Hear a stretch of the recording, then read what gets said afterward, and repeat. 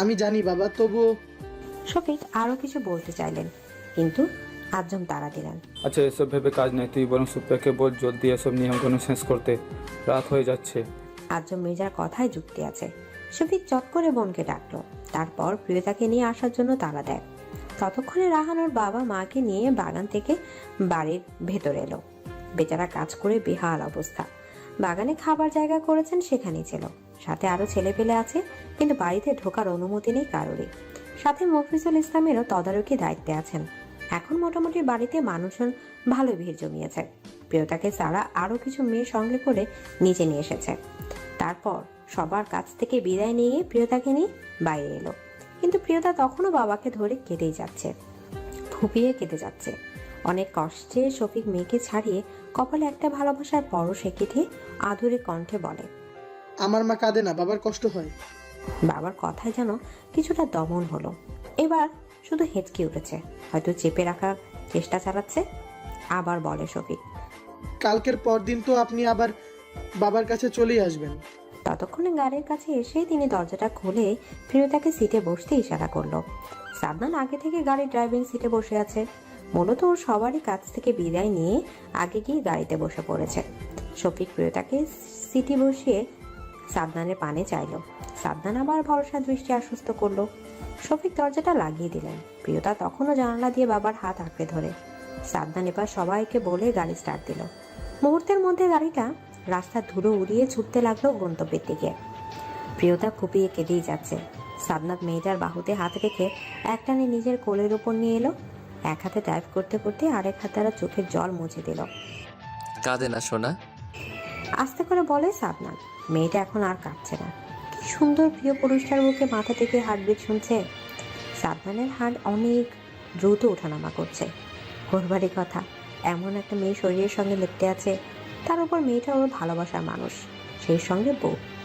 Heart তো জোরে bit করবেই। যদিও এর আগেও 3 কি 4 বার এভাবে কোলে নিয়ে গাড়ি চালিয়েছে, কিন্তু তখন মেয়েটাকে এতটা গভীরভাবে ধরেনি। কিন্তু আজ তো এই মেয়ে নিজ থেকে একেবারে লিপ্তে গিয়েছে। সাদনান জোরে জোরে কয়েকবার শ্বাস টানলো, নিজেকে স্বাভাবিক রাখার চেষ্টা চালাচ্ছে। কিন্তু এই মেয়েকে সে এটা আদৌ সম্ভব হতে দিবে? সাদনান হঠাৎ গাড়ি ব্রেক কষলো। জায়গাটা সামান্য নির্জন, শুধু বড় বড় কিছু গাড়ি একটু পরপর সাঁয় সাঁয় করে আওয়াজ তোলে, আবারও চলে যাচ্ছে। সাদনান তার বউকে বুক হতে 2 হাত দ্বারা আলগা করে। প্রিয়তা পিটপিট করে চাইলেও সাদনানে পানে। চোখের কাজল লেপটে একাকার অবস্থা, এলোমেলো চুল, ফোলা ফোলা চোখ। লেহেঙ্গার উপরিভাগের ঠিক ঠিকানা কোনোটাই নেই, যার জন্য দেহে ঢাকা গোপন বস্তু দৃশ্যমান। তবে সামনে বসা পুরুষটা সেসব উপেক্ষা করে রমণীটার অধর জোড়াকে বেশি প্রাধান্য দিল। সারা মুখে পাগলের মতো চুমু খেতে লাগলো। অতঃপর অধর জোড়া স্পর্শ করলো। মেয়েটা সায় দিল। আরো প্রখর হলো স্পর্শ, আরো গাঢ় হলো চুম্বন। এবার স্পর্শ অনুভব করলো স্পর্শকাতর জায়গাতে। মেয়েটা ছটফট করতে লাগলো। সাদনান ছেড়ে দিল বুককে, আলগোছে এক হাত দ্বারা গাল স্পর্শ করে। মেয়েটা তখনও অসহায় চোখে চেয়ে, তবে স্বামীকে বাধা দিতে যেন সাহস কুলে উঠতে ব্যর্থ। কিন্তু সহ্য করতে পারল না। সাদনানের হাতের উপর হাত রেখে মিনমিন করে জানায়, ব্যথা পাই। আর একটু সহ্য করো সোনা, বাসায় গিয়ে আদর দেব। সোনা উঠে যাও, আমরা চলে এসেছি। সাদনান ডাকে মেয়েটা আরো একটু গুটি গুটি মেরে ওকে জড়িয়ে ধরলো। সাদনান মুচকি হাসলো। আলতো করে ঠোঁট ছয় মেয়েটার মাথার তালুতে। প্রিয়তা ঘুমিয়েছে, ঘন্টাখানেক সময় হয়ে এলো। সাদনান চাইলে বুকে কোলে করে ফ্ল্যাটে নিয়ে যেতে পারে, গেটের দারোয়ানকে বলে গাড়ির দরজা খুলে দেবে। কিন্তু সাদনান চাইছে না ওর বউকে এই এলোমেলো অবস্থায় কেউ দেখুক, তাই তো জাগ্রত করতে চাইছে।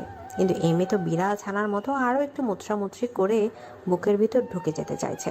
সাদনান চুপ করে কিছু ভাবলো, তারপর একটা বাঁকা হাসি দিল। হুট করে মেয়েটার গলায় একটা চুমু খেলো। মিনিট 2-এর সময় মতো এভাবে ছিল। প্রিয়তা নড়ে চড়ে উঠলো, তবে তন্দ্রা এখনো ছুটেনি। সাদনান এবার বেজায় বিরক্ত হলো। এমনি তো ঘুম থেকে উঠছেই না, কিন্তু না উঠলে তো হবে না, উঠতে হবে। শরীরে বস্তু নামক জিনিসগুলো ঠিক করতে হবে। এভাবে কিছুতেই গাড়ি থেকে নয়তো বের হওয়া যাবে না। আহ! ঘাড়ে ব্যথা অনুভব করতে আর্তনা করে উঠল প্রিয়তা। সাদনান তখন মেয়েটার ঘাড়ে মুখ ডুবিয়ে রাখা। প্রিয়তা সাদনানের চুল শক্ত করে খামচে ধরে। মেয়েটার তন্দ্রা এখন একদম ছুটে পালিয়েছে। বেশি সময় লাগলো না ব্যথার কারণ বুঝতে। চুলে টান পড়ায় সাদনান যেন আরো বেসামাল হলো। পাগলের মতো অধর স্পর্শ দিতে লাগলো মেয়েটার গলে। হুট করে থেমে গেল, মাথা তুলে দৃষ্টি দিল মেয়েটার প্রিয়তার মুখের দিকে। মেয়েটার চোখ এখনো বন্ধ। সাদনান নিজের হাত প্রিয়তার কোমর হতে ছাড়িয়ে নিল, হাত মুঠো বন্দি করে লম্বা লম্বা কটা শ্বাস টানে, নিজে কন্ট্রোল করে। অতঃপর প্রিয়তার গালে আলতো করে হাত রাখে, কিন্তু হাতের স্পর্শ মেয়েটার নরম গালে পড়তে চোখ জোড়া মিলে সামনে যায়। দৃষ্টি মিলে দুজনেরই। সাদনান এক দৃষ্টিতে চেয়ে, প্রিয়তা লজ্জা পেল, দৃষ্টি ঘুরালো এলোমেলো। আশেপাশে তাকিয়ে যে বুঝলো গাড়িটা একটা 6তলা বিল্ডিং এর সামনে দাঁড়িয়ে। প্রিয়তা কিছু বুঝতে পারছে না, হয়তো সাদনান এখানে থাকে। সব ভাবনা বাদ দিয়ে প্রশ্ন করলো, আমরা কি এসে পড়েছি? সাদনান যেন এতক্ষণ একটা ঘুরেছিল। প্রিয়তার প্রশ্নের সম্মতি ফিরে পেল, নিজেকে স্বাভাবিক করলো, বেশ মিহি কণ্ঠে উত্তর করে, আরো আধ ঘন্টা আগে। বলতে বলতে প্রিয়তাকে পাশের সিটে বসিয়ে দিল। তারপর গাড়ি দরজা খুলে বেরিয়ে প্রিয়তার পাশের দরজাটাও খুলে দিল। প্রিয়তা নামতে নিবে, তার আগে সাদনান বলল, সব কিছু গুছিয়ে। এতটুকু বলতে প্রিয়তা ঝটপট নিজের কাপড় ঠিক করতে ব্যস্ত হয়ে পড়ে। অতঃপর আর চোখে তাকালো সাদনানের দিকে। সাদনান এখন চেয়ে পলকহীন চোখে। প্রিয়তা বেচারি আবারও লজ্জা পেল। ইস, সারা রাস্তা ওনার সামনে এভাবে বসেছিল। এখন লজ্জা পেতে হবে না, রাতের জন্য তোলা রাখুন। মেয়েটা কোনো প্রতিক্রিয়া ব্যক্ত করলো না, তবে মনে মনে বেশ কিছু কটু কথাও আওড়ে নিল। বিড়বিড় করতে করতে প্রিয়তা গাড়ির ভেতর হতে নেমে সাদনানের পাশে দাঁড়ালো। আশেপাশে তাকিয়ে যে সবকিছু দেখছে। সাদনান গাড়ি লক করে ঘুরে মেয়েটার হাত নিজের হাতের মুঠোয় পুরে নিল, পা বাড়ায় সামনের দিকে। মিনিটের মতো হাঁটার পর একটা লিফটের সামনে এসে দাঁড়ায়। সেকেন্ডের মধ্যে দরজাটা খোলে। সাদনান প্রিয়তাকে নিয়ে ভেতরে যায়। একটু পর সেটা 4তলা এসে থামে। সাদনান এতক্ষণ মেয়েটার হাত ধরেছিল, কিন্তু লিফট থেকে বেরিয়ে হাতটা ছাড়ে। নিজ পরিহিত প্যান্ট হতে পকেট হাতড়ে কিছু খোঁজে হয়তো। চাবি। একটু এগিয়ে গিয়ে সামনের ফ্ল্যাটের দরজাটা খোলে, পেছনে ফিরে দেখলো প্রিয়তা ওর থেকে কিছুটা দাঁড়িয়ে দূরে। এসো, ডাকলো সাদনান। প্রিয়তা আস্তে আস্তে করে এগিয়ে গেল। সাদনান আবারও মেয়েটার হাতটা আঁকড়ে ধরে দরজাটা খুলে ভেতরে এলো। বাসা অন্ধকার। সাদনান ডানে হাত দিয়ে হাতড়ে সুইচ টিপে লাইট অন করে। প্রিয়তা চারদিকে তাকালো। অনেক সুন্দর বাসাটা, রান্নাঘরটা দরজা থেকে বরাবর দেখা যাচ্ছে। 3টা রুম আর ডাইনিং, একটা ড্রয়িং, নেই ডাইনিং এর পাশেই সোফা। প্রিয়তার ভাবনার মাঝে হাতটায় অনুভব করে সাদনান হাঁটছে। একটা রুমে সাদনান প্রিয়তাকে নিয়ে এলো। ফ্রেশ হয়ে নাও, আমি পাশের রুমে থেকে ফ্রেশ হয়ে আসছি। বলে নিজের আলমারি থেকে কাপড় নিতে নিতে আবারও বলে, এখানে কাপড় রাখা আছে, যেটা ভালো লাগে পরে নিও। বলতে বলতে প্রিয়তাকে ইশারা করে ঘর ছেড়ে বেরিয়ে গেল। প্রিয়তা রুমটাকে দেখতে লাগলো। অনেক বড় এই রুমটা, সাথে একটা ছাদহীন ব্যালকনিও আছে, আর অনেক সুন্দর করে গোছানো। যে কেউ দেখলে নিঃসন্দেহে বলতে পারবে এই রুমের মানুষটা বেশ পরিষ্কার। প্রিয়তার বেশি কিছুক্ষণ পর্যবেক্ষণ করতে পারলো না, শরীর বেশ ক্লান্ত লাগছে। ফ্রেশ হলে হয়তো ভালো লাগবে, তাই আলমারির দিকে এগিয়ে এলো। সেটা খোলায় প্রিয়তা বেশ অবাক হলো। এক সাইডে অনেকগুলো শাড়ি অনেক সুন্দর করে ভাঁজ করে রাখা। প্রিয়তা সেখান থেকে একটা শাড়ি নিয়ে ওয়াশরুমে চলে গেল। সত্যি করে বলুন, আপনি এত শাড়ি কার জন্য নিয়েছেন? সাদনান ফ্রেশ হয়ে মাত্র রুমে এসেছে, তখনই প্রিয়তার পেছন থেকে কথাটা বলে উঠলো। সাদনান পেছনে চাইলো। মেয়েটা শাড়িটা কোনো রকম গায়ে পেঁচিয়ে দাঁড়িয়ে। সাদনান আস্তে আস্তে এগিয়ে এলো, এক টানে মেয়েটাকে নিজের বুকে নিয়ে নিল। মেয়েটা কেঁপে ওঠে, ছোট্ট বুকটায় ঝড় উঠে। আমার বউয়ের জন্য অনেক আগে থেকে এগুলো কিনে রেখেছি। মূলত যখন মার্কেট যেতাম নিজের জন্য কাপড় নিতে, তখন একটা করে নিতাম, মানে পছন্দ হলেই নিয়ে নিতাম। প্রিয়তা অনেক খুশি হলো, তবে প্রকাশ করলো না। সাদনান প্রিয়তার কিছু বলতে না দেখে নিজের শক্ত চওড়া বুক হতে 2 হাত দ্বারা আলগা করে। প্রিয়তা লজ্জা পেল। বাবারই কথা, শরীরে যেহেতু শাড়ির সাথে প্রয়োজন জিনিস পরিহিত, আর শাড়িটা কোনো রকম পেঁচানো। সাদনান হাসলো শব্দহীন হাসি, অতঃপর আঁচড়ে হাত রেখে প্রিয়তা ফট করে চোখ তুলে চাইলো সাদনানের দিকে। পর চোখ বন্ধ করে নিল। এই চোখে যে বেশিক্ষণ তাকাতে পারে না মেয়েটা। প্রিয়তাকে চোখ বন্ধ করতে দেখে রাগ হলো সাদনানের। আগে না হয় ভয়ে তাকাতো না, কিন্তু এখন তো ভালোবাসে, তাহলে এখন কেন তাকাতে পারে না? কিন্তু রাগলে চলবে না। তাকান, মিহি কণ্ঠে বলে সাদনান। না, আমার লজ্জা করে। লজ্জার কি আছে, আমি তো আপনারই। তাকান না প্লিজ। প্রিয়তা। ব্যাস, কাজ হয়ে গেল। ফট করে চোখ তুলে তাকালো। সাদনান উন্মুক্ত, শুধু তোয়ালে পরে। প্রিয়তা চোখ নামালো না। চেয়ে রইল প্রিয় পুরুষটার শক্ত চড়া বুকটার দিকে। এখন লোভ হচ্ছে, মেয়েটার মনটা চাইছে ওখানে একবার নিজের পাতলা অধৈর্যরা ছুঁয়ে দিতে। সাদনাত এখনো মেয়েটার মুখ পানে দৃষ্টি। প্রিয়তা কিছুক্ষণ চেয়ে রইল। একটা মন বলছে একবার ছুঁয়ে দিতে, আর একটা মন বলছে একদম না। আবার নিজের বেশ বিরক্ত হলো। স্বামী হয়, একবার ছুঁয়ে দিলে কিছু হবে না। আস্তে করে মুখটা উঁচু করে নিজের অধৈর্যরা হালকা করে ছুঁয়ে দিল। সাদনাত নিজেও মেয়েটার মাথার তালুতে চুমে খেল। প্রিয়তার মুখটা নিজের দু হাতে আঁচলে রাখলো, কপালে ছোট করে একটা ভালোবাসার পরশ দিল। পরপরে নিজের অধৈর্যরা দিয়ে মেয়েটার অধৈর্যরা আবদ্ধ করে নিল। বেশ অনেকটা সময় নিয়ে আরও একটা চুম্বন করলো। প্রিয়তা শ্বাস নিতেও পারছে না, হাতের নখ সাদনানের বুকে বিঁধে নিজের ঠোঁটেও ব্যথা অনুভব করে। সাদনান দাঁত বিধিয়েছে মেয়েটার অধরে। প্রিয়তা ছটফট করে, তবে সাদনান কোনো প্রতিক্রিয়া করলো না। নিজের ইচ্ছা মতো ছাড়ে। নিজের বুকের দিকে একবার তাকিয়ে যে প্রিয়তার দিকে দৃষ্টি নিক্ষেপ করে। মেয়েটার মুখের অবস্থা করুন, অধৈর্যরা ফোলা, চোখে পানি চিকচিক করে। সাদনান মুচকি হাসে। এটা কি করলেন আপনি? মিনমিন করে প্রশ্ন করে প্রিয়তা। সাদনার চোখের হাসির রেশ স্পষ্ট। আরো একটু কাছে টানে মেয়েটাকে। ভালোবাসা সোনা, আমি আর খাবো না প্লিজ। আর একবার সোনা। সাদনানের কথায় অসহায় চোখে তাকালো প্রিয়তা। সাদনান সে সব উপেক্ষা করে আবারও প্রিয়তার মুখে খাবার তুলে দিল। প্রিয়তাও আর কথা বাড়ালো না, চুপচাপ খেয়ে নিল। কি হবে আর কিছু বলে? সে কখন থেকে তো বলে যাচ্ছে খাবে না, কিন্তু সাদনান শুনলে তো। একবার করতে করতে সব খাইয়ে শেষ করে ফেলেছে, আর বলেও কাজ নেই। অবশ্য সাদনান নিজেও খাচ্ছে। খাবার শেষে প্রিয়তা সোফায় বসে আছে। সাদনান সব কি গুছিয়ে রাখছে রান্নাঘরে। প্রিয়তা করতে চেয়েছিল, কিন্তু সাদনান তার বউকে কিছু করতে দেয়নি। নিজে নিজে সব করছে।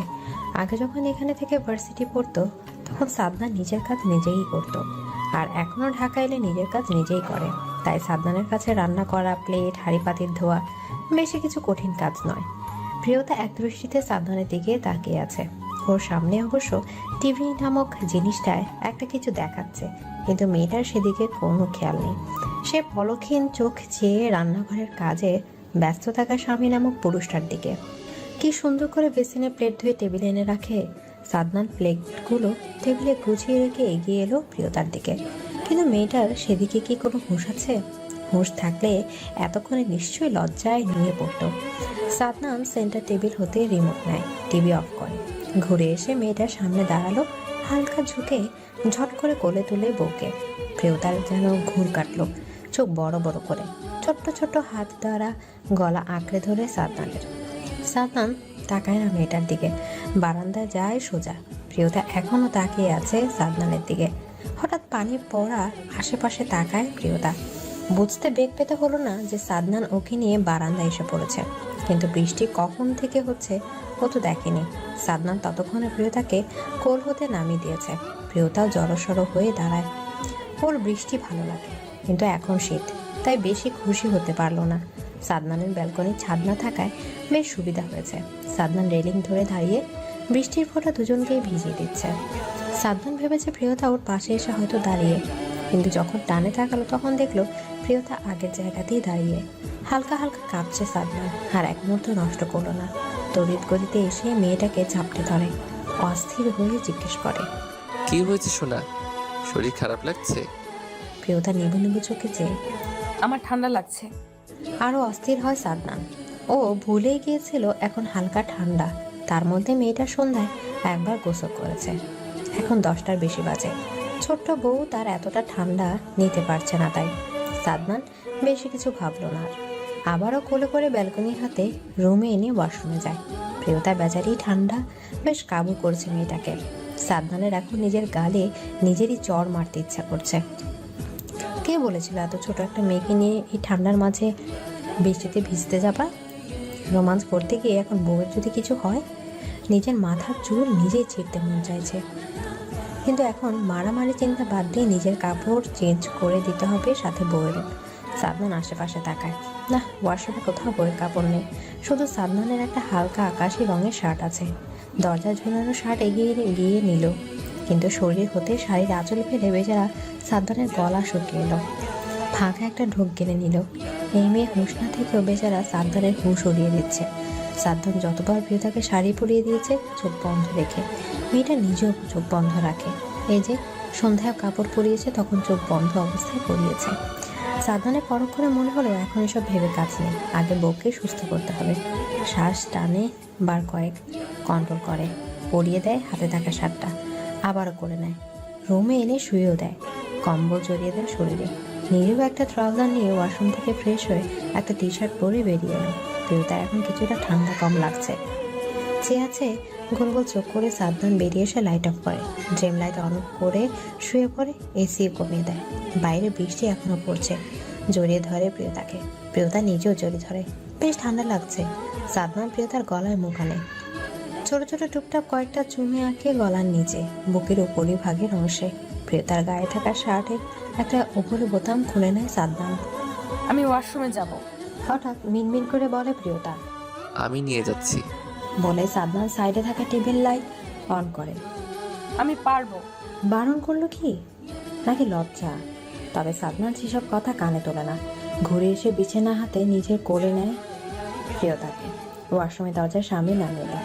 মিনিট 10 মতো অপেক্ষার পরেও যখন মেয়েটার কোনো সারা শব্দ পাওয়া যাচ্ছে না, তখন সাদমান ডাকে, প্রিয়তা। না, কোনো আওয়াজ আসছে না। সাদমান ভয় পায়, কিছু কি হলো আবার? শোনা, কি হয়েছে?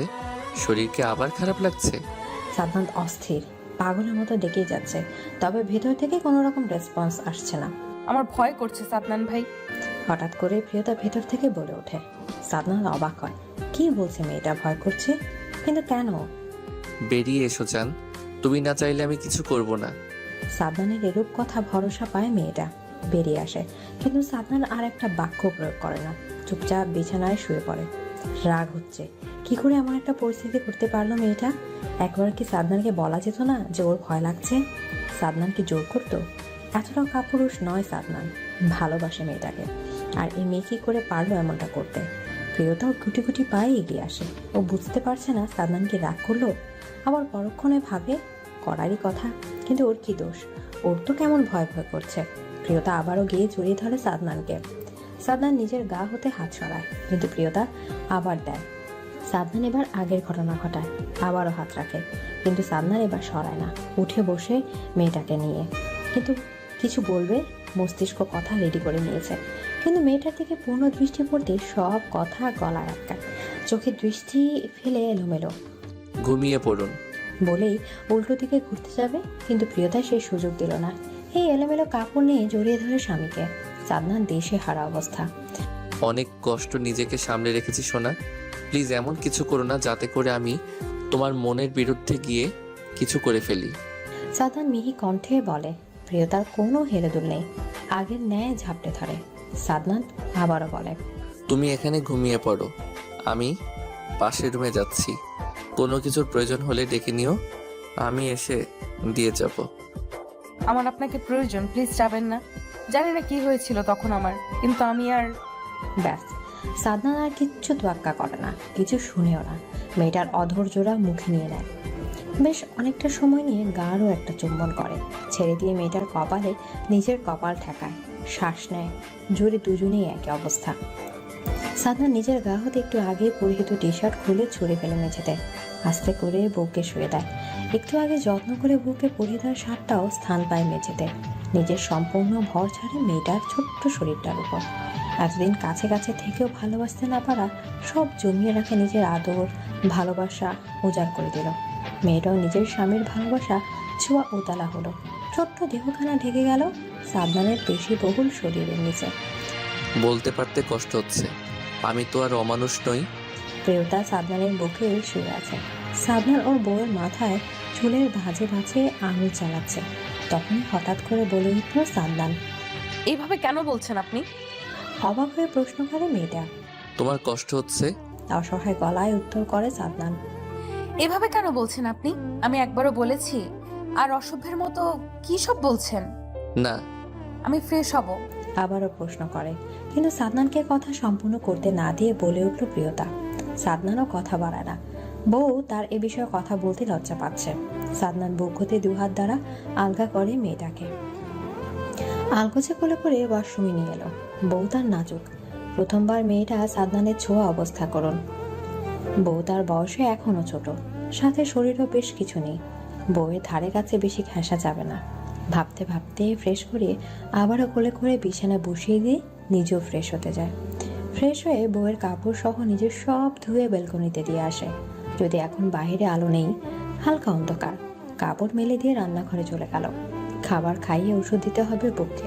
কাল রাতে যদি ভালোবাসার মানুষের একান্ত মুহূর্ত পার করার সময় প্রথম কাছাকাছি হওয়ার ধরনে প্রিয়তার বেশ কষ্ট হয়েছে। সবারই কথা, সাদনান এমন বলিষ্ঠ শরীর ছোঁয়া মেয়েটার এই ছোট্ট দেহটা নিতে বেশ কসরত করতে হয়। অতি সন্নকটে আসা প্রিয়তা অজানা এক আনন্দ পেয়েছে, কিন্তু কষ্ট ভুলে নিজের ভালোবাসার মানুষটাকে বাধা দিতে পারেনি। সাদনান বুঝতে পেরে যেতে চেয়েছিল, কিন্তু বউ তার সেটা হতে দেয়নি। কিন্তু এখন অবস্থা বেশি ভালো না। সাদনান নুডলস রান্না করে নিয়ে রুমে গেল। প্রিয়তা শুয়ে আছে। সোনা উঠতে পারবে? প্রিয়তা ললাট ওষ্ঠ ছুঁয়ে ডাকে সাদনান। প্রিয়তা সাদনানের ছোঁয়া পেয়ে পিটপিট করে তাকায়। আমি পারবো। মিনমিন করে জানায় প্রিয়তা। সাদনান ধরে বসিয়ে দেয়, ওয়াশরুম থেকে তোয়ালে ভিজিয়ে আনে, সুন্দর করে বউয়ের হাত মুখ মুছে দেয়। প্রিয়তা অপলক দৃষ্টিতে চেয়ে দেখছে নিজের একান্ত কাছের পুরুষটাকে। সাদনান একটা নেভি কালার টি শার্ট আর ট্রাউজার পরে, দেখতে বেশ লাগছে, এমনিতে সুন্দর। আবার গোসল করেছে, সকালে আরও স্নিগ্ধ লাগছে। প্রিয়তা বেচারি বেহায়া মনটা আবার এই পুরুষটাকে এখন আবার নিজের করে পেতে মন চাইছে। কিন্তু পরক্ষণে সাদনানের মুখের দিকে ভালো করে তাকায়। কপালের পাশে হলুদ নাকের সাইডেও আছে। এখন আরো বাচ্চা বাচ্চা ভাব আসছে চেহারায়। কি সুন্দর করে বাচ্চাদের মতো করে ভ্রু কুঁচকে রেখেছে। প্রিয়তা এসে ভেবেই নিজে নিজে হেসে ফেলে। সাদনান ভ্রুজোড়া সরল করে তাকায় বউয়ের দিকে। কি হয়েছে? কি নিয়ে এত হাসি হচ্ছে? ভালোবাসি সাদনান ভাই। সাদনানের চমকানো নয়নে চাইলেও প্রিয়তার দিকে। মেয়েটা লজ্জা পাচ্ছে, আজ প্রথম মেয়েটা ওকে ভালোবাসে বলেছে। সাদনান মুচকে হাসলো, তবে অবাক হলো নিজেকে সামলে জড়িয়ে ধরে গলায় ছোট ছোট কটা চুমু খেয়ে নিল। প্রিয়তাও চুপটি করে রইল। সাদনান ছেড়ে দিল। হা করুন। সাদনানের কথা প্রিয়তা বাধ্য মেয়ের মতো মুখ খোলে। সাদনানের মুখে খাবার দেয়।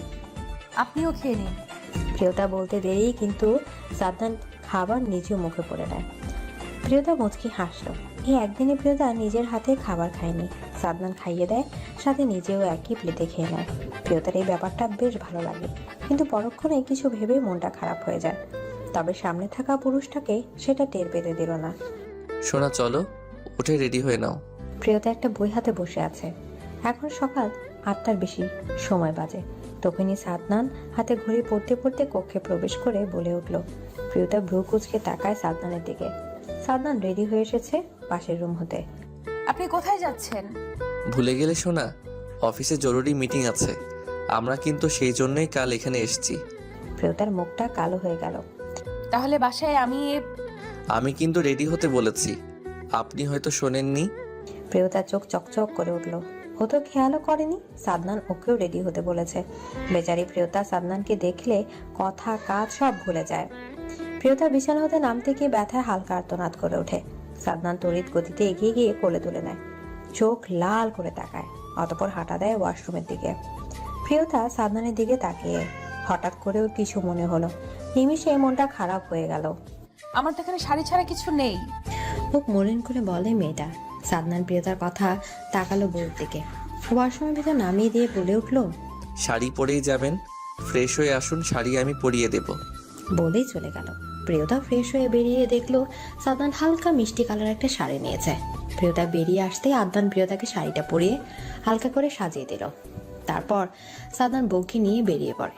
বউকে কোলে নিতে চেয়েছিল সাদনান, কিন্তু বউ তার কিছুতেই রাজি নয়। সাদনান বুঝে মেয়েটার লোক লজ্জার ভয়ে, তাই আর কথা বাড়ে না।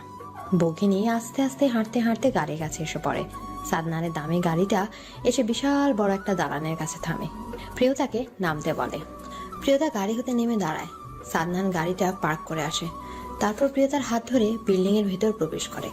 সাদনান অফিসে ঢুকতেই একজন 26 কি 27 বছরের পুরুষ দৌড়ে আসে। তারপর ভালো মন্দ জিজ্ঞেস করে সাদনান গম্ভীর মুখে সব বলে। আর বাকিরা সবাই সাদনানকে দেখে দাঁড়িয়ে সম্মান প্রদর্শন করে। কেউ প্রিয়তার দিকে অবাক চোখে চেয়ে, কেউ আবার ভ্রু কুঁচকে তাকায়। হয়তো সবার মনে প্রশ্ন, কে এই মেয়ে যাকে তাদের স্যার এমন সযত্নে সংরক্ষণ করে দাঁড়িয়ে। প্রশ্নটা সবার মস্তিষ্কের ভেতর আসার কারণ সাদনান প্রিয়তাকে ছোট্ট বাচ্চার মতো আগলে দাঁড়িয়ে আছে, যেন হেরফের হলে কোনো অনর্থ হয়ে যাবে। সবার অবাক হবার বড় কারণ সাদনানকে কখনো কেউ কোনো মেয়ের ধারে কাছে দেখেনি, তাই কৌতূহলটা সবারই হওয়ার কথা। আমার ওয়াইফ মিসেস সাদনান। কেউ কেউ প্রিয়তার সঙ্গে কথা বলল, আবার কিছু মানুষ নাক মুখ কুঁচকে নিল। তবে প্রিয়তা সবার সাথে কথা বলে। তারপর সাদনান প্রিয়তাকে নিয়ে ওর কেবিনে চলে এলো। কেবিনে আসার একটু পরে এই ছেলেটা আবার এসে সাদনানকে জানায় মিটিং এর জন্য সবাই অপেক্ষা করছে। তাই সাদনান প্রিয়তাকে রেখে মিটিং রুমে চলে গেল। সাদনান কেবিন থেকে বেরিয়ে যাওয়ার মিনিট 5 মাথায় একটা মেয়ে এলো। ম্যাম, আমি তনি। স্যার মিটিং শেষ হতে লেট হবে, ততক্ষণ আমি আপনার সাথে থাকবো। প্রিয়তা খুশি হলো, কারণ এই কমিউনিটি কেমন হাঁপিয়ে উঠেছিল, কেমন হাঁসফাঁস লাগছিল। মেয়েটা এসছে ভালোই হয়েছে, কথা বলতে বলতে সময়টা কেটে যাবে। প্রিয়তা মেয়েটার সঙ্গে কথা বলে বুঝতে পারলো মেয়েটা অনেক মিশুক আর ভালো। দুপুরের দিকে মেয়েটা চলে গেল। আরেকটু বাদে সাদনান কেবিনে প্রবেশ করলো। তারপর প্রিয়তাকে নিয়ে অফিস থেকে বেরিয়ে পড়ে। সাদনানের গাড়িটা একটা রেস্টুরেন্টের সামনে থামে। গাড়ি থেকে নেমে বউয়ের হাত ধরে রেস্টুরেন্টের ভিতর প্রবেশ করে। দেখে বোঝা যাচ্ছে অনেক বড় রেস্টুরেন্ট, আর মানুষজন বেশ ভদ্রভাবে চলাফেরা করছে, কোনো হইহুল্লোড় নেই। সাদনান এক কর্নারে গিয়ে একটা টেবিলে বসে। ওয়েটার দেখে প্রিয়তাকে জিজ্ঞেস করে খাবার অর্ডার করে। ওই তনি মেয়েটা অনেক ভালো। প্রিয়তা বলে। সাদনান বউয়ের পাশে বসা বউকে আর একটু কাছে টানে। ছেলেটাকে দেখছো? রিফাত, ওরা দুজন হাজব্যান্ড ওয়াইফ। প্রিয়তা সাদনানের কথায় চোখ ছোট ছোট করে তাকায়। প্রিয়তা কিছু বলবে, মুখ খোলার আগে দেখলে ওই মেয়েটা আর ছেলেটা এই রেস্টুরেন্টে এসেছে। ওই দেখুন ওরা। হাত দিয়ে ইশারা করে দেখিয়ে বলে প্রিয়তা। সাদনান প্রিয়তার ইশারা অনুসরণ করে তাকায়। রিফাত আর তনি। সাদনান বউয়ের নিকট হতে একটু দূরে বসে, তারপর হাত উঁচিয়ে ডাকে, রিফাত। রিফাত তনি দুজনেই অবাক হলো সাদনান আর প্রিয়তাকে দেখে, তবে নিজেদের সামনে এগিয়ে গেল। স্যার আপনি তো বলেছিলেন কুমিল্লা চলে যাবেন আজ। বসো। রিফাতের কথা সাদনান বলে। রিফাত আর তনি অপর প্রান্তে বসে পড়ে। সন্ধ্যায় ফিরে যাব। সাদনান জানায়।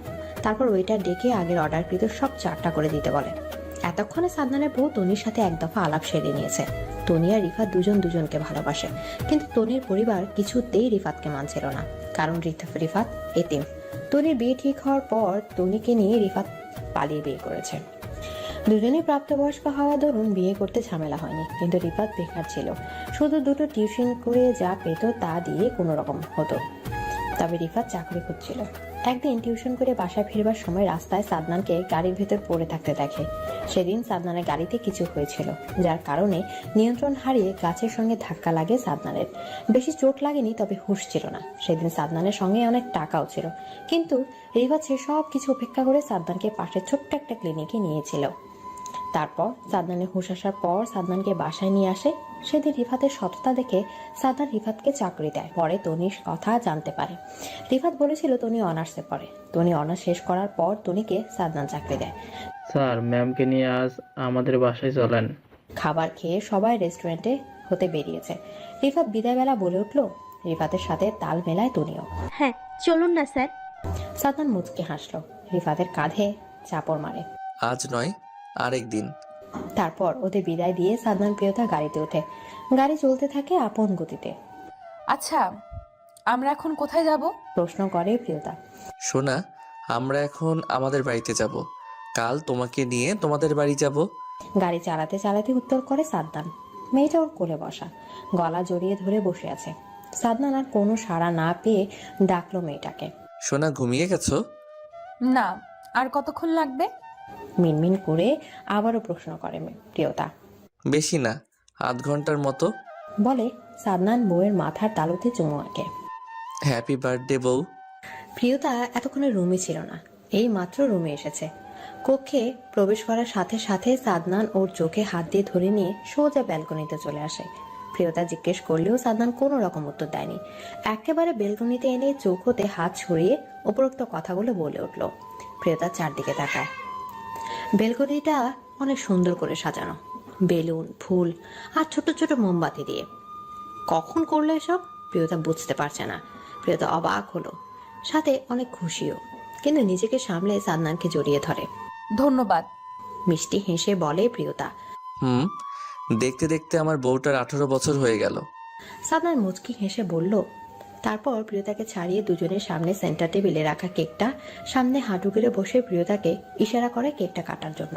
প্রিয়তা বাধ্য মেয়ের মতো কেকটা কাটে, তারপর সাদনানকে খাইয়ে দেয়। সাদনানও একটু নিয়ে বউকে খাইয়ে দেয়, কিন্তু বেচারি প্রিয়তাকে আর গিলতে দিল না। নিজের অধর জোড়া দ্বারা মেয়েটার অধর চেপে ধরে। মিনিট দুয়েকের মতো এভাবে ছিল, তারপর ছেড়ে দিয়ে উঠে দাঁড়ায়। নিজের পরিহিত ট্রাউজারের ডান পকেটে হাতে কিছু একটা বাক্সর মতো বের করে সাদনান। বাক্সটা খোলে, ভেতরে থেকে একটা লকেট বের করে। ঘুরে গিয়ে প্রিয়তার পেছনে দাঁড়ায়, খোলা চুলগুলো পিঠ হতে সরিয়ে লকেটটা পরিয়ে দেয়। প্রিয় মানুষটার ছোঁয়া পেয়ে মেয়েটার ছোট্ট দেহপঞ্জি কেঁপে ওঠে, চোখ জোড়া খিচিয়ে বন্ধ করে নেয়। সাদনান লকেটটা গলায় পরিয়ে দিয়ে আবারও সামনে এসে দাঁড়ায়। প্রিয়তার চোখ তখনও বন্ধ। সাদনান মুচকি হাসলো। সেই প্রথম থেকে মেয়েটা ওর ছোঁয়া পেলে কেঁপে ওঠে, আর আজ বিয়ের 4 মাস এসেও ঠিক আগের মতো কেঁপে ওঠে। আর এই 2 মাস তো রোজ আদর ভালোবাসা দিয়ে আসছে, তবুও মেয়েটার এই কাঁপা কাপের অভ্যাসটা গেল না, হয়তো আর কখনো যাবেও না। এসব ভাবতে ভাবতে সাদনান হালকা ঝুঁকে চট করে কোলে তুলে নেয় বউকে। মেয়েটা নিজেকে শূন্য অনুভব করতে চোখ জোড়া খুলে চাইলো, আর অমনি সাদনানের নেশালো চোখ জোড়া সাথে দৃষ্টি মেলে। প্রিয়তা লজ্জায় চোখ নামালো। বেশিক্ষণ এই চোখে তাকিয়ে থাকতে পারে না মেয়েটা, কিছু তো আছে এই চোখ জোড়ায়। তাই তো মাথা টেকালো স্বামীর শক্ত চওড়া বুকে। সাদনানও মুচকি হেসে কক্ষের দিকে অগ্রসর হলো, বিছানায় শুয়ে দিয়ে নিজের বলিষ্ঠ দেহের ভর ছাড়ে মেয়েটার ছোট্ট দেহখানার উপর। প্রিয়তা এখন সাদনানদের বাড়িতে থাকে। সেদিন সাদনান তার নিজের কথা রেখেছে, প্রথম নিজের বাড়ি এসেছে। পরের দিন প্রিয়তাকে নিয়ে ওদের বাড়ি গিয়ে 2-3 দিন থেকে আবার নিজের বাড়ি চলে এসেছে। এর মধ্যে প্রিয়তার পরীক্ষার রেজাল্ট দিয়েছে, এবার 2য় বর্ষে ভর্তি হয়েছে। আর এর ভেতরে সাদনান তার প্রিয়তার প্রতি ভালোবাসার যত্ন আরো দ্বিগুণ বেড়েছে। তবে সেটা কাজে কর্মে, কিন্তু সাদনান আজও নিজের মুখে প্রিয়তাকে ভালোবাসে বলেনি। প্রিয়তার অবশ্য এ বিষয়টা নিয়ে প্রথম খারাপ লাগলেও এখন আর খারাপ লাগে না, কারণ সাদনান মুখে না বললেও প্রিয়তা জানে সাদনান নিজের চেয়ে বেশি ওকে ভালোবাসে।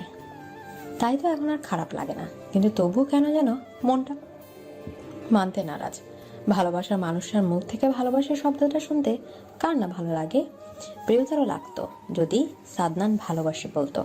প্রিয়তার মনের কথাও একটু শূন্য অনুভব হয়, হয়তো সাদনানের মুখে ভালোবাসার কথাটাই এই শূন্য অনুভবটাকে পূর্ণ করতে পারবে। 1 মাস তো শোনা, দেখতে দেখতে কেটে যাবে। চলো, তোমাকে কলেজ পৌঁছে দিয়ে আমি চলে যাব। সারা যাবে না আজ। আমি জানি, এখন চলো, লেট হচ্ছে আমার। প্রিয়তা সাদনানকে ছেড়ে দিয়ে ব্যাগটা কাঁধে নিয়ে সাদনানের পেছন পেছন বেরিয়ে গেল। তারপর বাড়ির সবার কাছ থেকে বিদায় নিয়ে বেরিয়ে পড়ে। সাদনান কলেজের সামনে গাড়িটা থামিয়ে প্রিয়তা কপালে নিজের ওষ্ঠ ছুঁয়ে দেয়। শোনা, মন খারাপ করো না প্লিজ, আমি কাজ শেষ করে তাড়াতাড়ি ফিরে আসার চেষ্টা করব। কথাটা বলতে বলতে প্রিয়তা কেঁদে দিল। সাদনান প্রিয়তাকে জড়িয়ে ধরে। এই মেয়েকে নিয়ে কি করবে সাদনান? কাল সাদনান যখন থেকে বলছে কাজের জন্য বাইরে যেতে হবে, তখন থেকে মেয়েটা কেঁদেই চলেছে। সাদনানের নিজের যে কষ্ট হচ্ছে না তেমনটা নয়, এই ছোট্ট বউটাকে রেখে যেতে মন কিছুতেই চাইছে না, কিন্তু যেতে তো হবে, যাওয়াটা ভীষণ জরুরি। সাদনান প্রিয়তার মুখটা নিজের 2 হাতের আঁচলে নিয়ে 2 চোখের পাতায় ছোট্ট ছোট্ট একটা চুমু খেলো। প্রিয়তা তখনও কাঁদছে। প্রিয়তা! সাদনানের ডাকে প্রিয়তার কান্না আপনা আপনি বন্ধ হয়ে গেল, তবে সেটা ধমক দেওয়াতে নয়। প্রিয়তা, সাদনান কখন ওকে নাম ধরে ডাকে না। প্রিয়তা বেশ অবাক হলো, কিন্তু সাদনানের পরবর্তী কথা শুনে অবাক নয়, ভীষণ অভিমান হলো। আর 1 ফোঁটা জল গড়ালে আমার খারাপ রূপটা দেখাতে আমি বাধ্য হব মেয়ে। আর পরীক্ষা শুরু হতে বেশি দিন বাকি নেই, মন দিয়ে পড়বে। প্রিয়তা সাদনানের কথায় আর কোনো উত্তর দিল না। চোখের পানি মুছে চুপচাপ গাড়ি থেকে নেমে বেনকেট দিয়ে কলেজের ভেতর চলে গেল। সাদনান দীর্ঘ একটা শ্বাস ফেলে। ও এভাবে কথাগুলো বলতে চায়নি, কিন্তু কি করতো, মেয়েটা তো কিছুতেই কান্না থামাচ্ছিল না। এই মেয়ে কি জানে সাদনান এই মেয়ে কান্না কিছুতে সহ্য করতে পারে না, সাথে মা আর বোনের জানে নিশ্চয়ই এভাবে ভেবে করে কাল রাত ধরে কেঁদে কেটে এমন অবস্থা করতো না, তাই তো বাধ্য এভাবে কথা বলতে হলো। তবে সাদনান কিছু ভেবে মুচকি হাসলো। মুচকি হাসার কারণ সাদনান জানে এই মেয়ে এখন অভিমান করলেও সাদনান ফোন দিলে ঠিকই আবার ধরে কথা বলবে, এটা ভাবার কারণ আছে।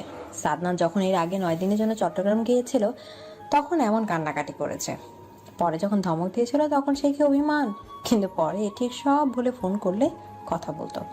আর বেশি কিছু ভাবে না সাদনান। গাড়ি স্টার্ট দিয়ে নিজের গন্তব্যের দিকে রওনা দিল। তোর ফোন কোথায়?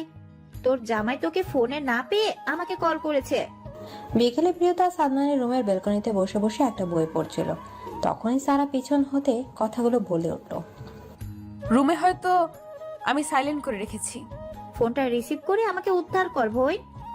কথাটা বলে মুখ ভেঙচি কেটেই রুম থেকে বেরিয়ে গেল সারা। প্রিয়তা মুচকি হাসলো, কারণ সারা হয়তো রাহানের সঙ্গে কথা বলছিল আর সাদনান সেটাই ভাগার দিল। কিন্তু ভাইকে তো আর কিছু বলতে পারবে না, তাই তো প্রিয়তার উপর সব রাগ ঝেড়ে গেল। প্রিয়তা সব ভাবতে ভাবতে রুমে এসে বড় ফোনটা হাতে নিল। বড় ফোন বলার অবশ্য একটা কারণ আছে। সাদনান প্রিয়তাকে একটা অ্যান্ড্রয়েড ফোন কিনে দিয়েছে ঢাকা থেকে আসার পর। প্রিয়তা ফোনটা হাতে নিয়ে দেখলো 22টা কল এসেছে মাই লাভ দিয়ে সেভ করে রাখা নাম্বার থেকে। আর এটা সাদনানের নাম্বার। সাদনান নিজে নতুন সিম নিয়ে নিজের হাতে সেভ করে দিয়েছিল। মূলত ফোনের সব সেটিং সাদনান নিজে করে দিয়েছে। ওয়ালপেপারে প্রিয়তারা নিজের কাপড় পিক দিয়েছে। এসব ভাবতে ভাবতে আবার ফোনটা থরথর করে কেঁপে উঠলো। সাদনান আবার কল দিয়েছে। এতক্ষণ কোথায় ছিলে? প্রিয়তা ফোনটা রিসিভ করে কানে নিতেই সাদনান দাঁতে দাঁত চেপে প্রশ্নটা করে। ফোন সাইলেন্ট ছিল। মিনমিন করে জানায় প্রিয়তম। দুপুরে খাবার খেয়েছো? আপনি? না, মিটিং শেষ করে এইমাত্র রুমে এলাম। ও। তারপর দুজনই চুপ। সাদনান হুট করে বলে ওঠে, কষ্ট হইছো না? প্রিয়তা যেন সাদনানের এমন মধুর কণ্ঠে বলা কথায় এতক্ষণ চেপে রাখা কষ্টগুলো বেরিয়ে এলো, শব্দ করে কেঁদে উঠলো। কিছু বলতে পারলো না। তবে অপর প্রান্ত হতে সাদনান চোখ রাগে লাল হয়ে এলো। এই মেয়ে 15 দিনে যতবার ফোন দিয়েছে ঠিক ততবারই এমন কান্না করেছে। একবার ফিরে এসে এই মেয়ের খবর করে ছাড়বে সাদনান। খুব শিগগিরই ফিরছি আমি, তবে আমাকে এভাবে পোড়াবার জন্য খুব কঠিন শাস্তি পেতে হবে সোনা। উনি বলেছিলেন 1 মাসের মধ্যে ফিরে আসবে, কিন্তু আজ 1 মাসের চেয়ে বেশি সময় হলো। ওনার ফেরা তো দূর, একটা ফোন কল অবধি আমাকে দেয় না সারা। সারাকে জড়িয়ে ধরে কথাগুলো বলতে বলতে কেঁদে উঠল প্রিয়তা। সারা কি বলে সান্ত্বনা দেবে? কি বলবে? তার ভাই যে সত্যি আজ কয়দিন ধরে তাকে ফোন দেয় না। এমনি কি কারোর সাথে যোগাযোগ করছে না? তুই টেনশন করিস না তো, ভাইয়া হয়তো কাজের জন্য সময় করে উঠতে পারছে না। দেখবি খুব শীঘ্রই ভাইয়া চলে আসবে। আর তাছাড়া আমাদের পরীক্ষা শুরু হতে তার বেশি দিন নাই। দেখবি পরীক্ষা শুরু হওয়ার আগে ভাইয়া ঠিক চলে আসবে। সারার কথায় প্রিয়তা মনে মনে ভাবে হয়তো কাজের জন্য সময় করে উঠতে পারছে না, কিন্তু পরক্ষণ এটা ভেবে অভিমান হয়। একটাবার কি কল করে কিছু বলা যায় না? এখন ঘুমিয়ে পড়, রাত তো অনেক হলো। প্রিয়তার ভাবনার মাঝে বলে ওঠে সারা। তুই যা। আচ্ছা। বলে সারা বিছানা হতে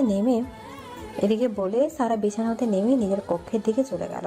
প্রিয়তাও দরজাটা আটকে ওয়াশরুম থেকে ফ্রেশ হয়ে এসে শুয়ে পড়ল।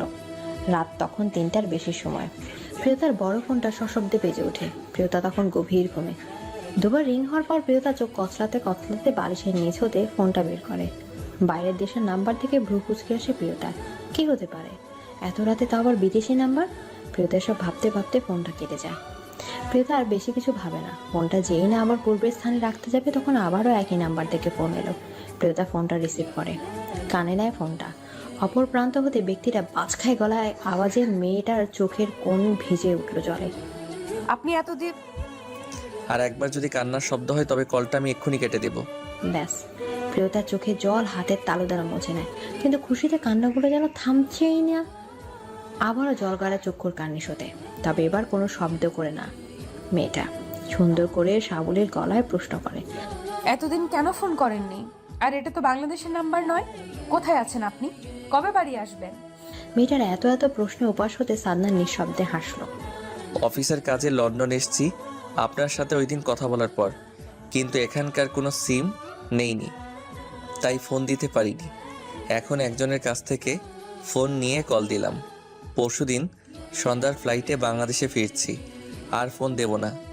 আশা করি আর কান্নাকাটি করবেন না। আপনি কি করে জানলেন আমি কান্না করি? অবাক হয়ে প্রশ্ন করে প্রিয়তা। সাদনান অধর কামড়ে ধরে, কিছু ভাবে, পরপর নিজেও প্রশ্ন করে, তার মানে আপনি সত্যি কান্না করেন? প্রিয়তা ভ্যাবাচাকা খেয়ে গেল। তার মানে সাদনান আন্দাজ করে বলেছিল আর বেচারি নিজে সত্যি বলে দিল? মোটেও না। পরশু থেকে আমার পরীক্ষা শুরু হবে। প্রসঙ্গে পাল্টাতে প্রিয়তা কথা ঘোরায়। সাদনান বুঝলো প্রিয়তা হয়তো নিজেকে শক্ত রাখার চেষ্টা চালাচ্ছে, তাই আর কথা বেশি খাটে না। টুকটাক কথা বলে ফোনটা রেখে দেয়। দুজনকেই বলছি মন দিয়ে প্রশ্ন পড়বে, তারপর লেখা শুরু করবে। বাবা তো যেতে পারবে না, তোমাদের রায়হান দিয়ে আসবে। পরীক্ষা শেষ হলে অপেক্ষা করবে, রায়হান আবার নিয়ে আসবে। আজম মির্জার কথায় সারা আর প্রিয়তা দুজনের বাধ্য মেয়ের মতো মাথা নাড়ে, যার মানে ঠিক আছে। তারপর দুজনে সালেহা বেগমের কাছ থেকে বিদায় নিয়ে বাড়ির বাইরে এসে দেখলো রাহান দাঁড়িয়ে আছে। প্রিয়তা মুচকি হেসে পিছনে সিটে বসে পড়ে। সারা একটা ভেঙচি কেটে দিয়ে সামনে বসলো। রাহান সারার কাণ্ড দেখে নিঃশব্দে এসে বাম হাত দ্বারা আলগোছে মাথার পেছনে চুল খামচে ধরে। মেয়েটা ওর উপর অভিমান করেছে, আর অভিমান করার কারণ কাল রাতে যখন দুজন ফোনে কথা বলছিল তখন রাহান কথায় কথায় বলেছিল সারা যদি ফেল করে তবে রাহান ফেল টুস মেয়েকে বিয়ে করবে না। ব্যাস, সেই থেকে সারা ফোন বন্ধ করেছে, আর ফোন অন করেনি। অভিমান হয়েছে মেয়েটা। লোকটা এভাবে বলতে পারলো, এই তার ভালোবাসা? তাই তো আর কথা বলবে না ঠিক করেছে। কিন্তু কথা না বলে থাকতে পারে কি না, এখন সেটা দেখা যাক।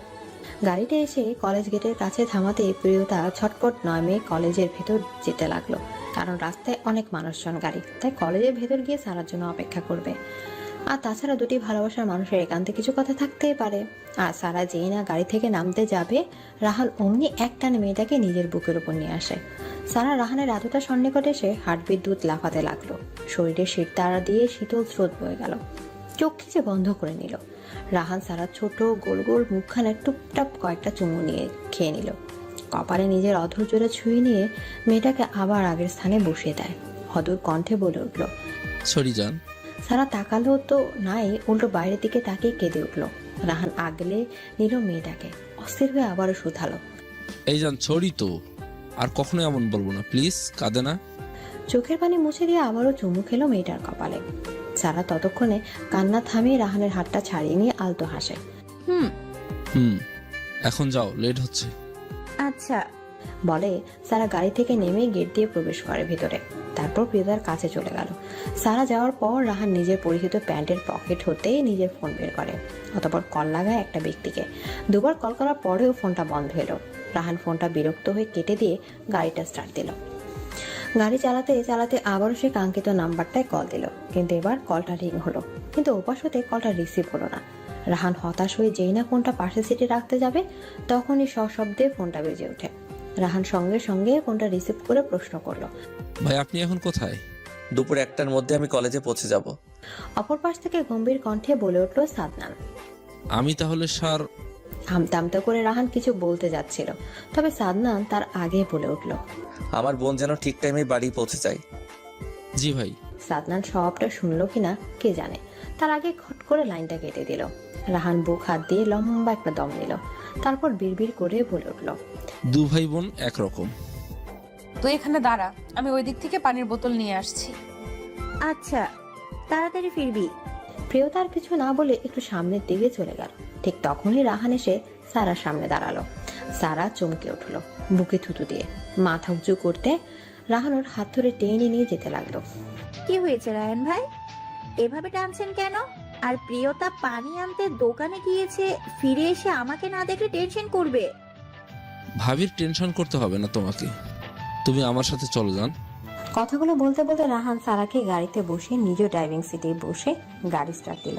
আর এদিকে প্রিয়তা মিনিট 5 পর ফিরে আসে, কিন্তু সারাকে দেখতে না পেয়ে এদিক ওদিক খুঁজতে থাকে। ও আবার কোথায় গেল? ধুর, ভালো লাগে না। বউ আমি এখানে। প্রিয়তা সারাকে খুঁজতে খুঁজতে কলেজ থেকে একটু দূরে পার্কিং এ এড়িয়ে চলে এসেছে। মূলত ও ভেবেছে রাহান আর সারা যদি এখানে থেকে থাকে তাই, কিন্তু এখানে তেমন মানুষজন নেই। এর মধ্যে সাদনানের কণ্ঠ শুনে প্রিয়তা অবাক হলো, আবার ভয়ও পেল, কারণ এখানে সাদনান কোথাও থেকে আসবে, হয়তো ভুল শুনেছে। তাই আস্তে করে নিজেকে পেছনে ফিরে আর তৎক্ষণাৎ গাড়িতে হেলান দিয়ে দাঁড়িয়ে থাকা নিজের ব্যক্তিগত পুরুষটাকে দেখে মুখে হাসি ফুটে উঠল। আপনি আপনি কোথায়? কিন্তু কিছু আর মুখ দিয়ে বের করতে পারলো না। খুশিতে মেয়েটা কেঁদে উঠল। সাদনান এগিয়ে এলো, কিন্তু আসার আগে গাড়ির দরজাটা খুলে আসতে ভুলে না, ঝট করে কোলে তুলে নেয় বুকে। তারপর গিয়ে গাড়িতে বসিয়ে নিজ ড্রাইভিং সিটে বসে গাড়ি স্টার্ট দেয়।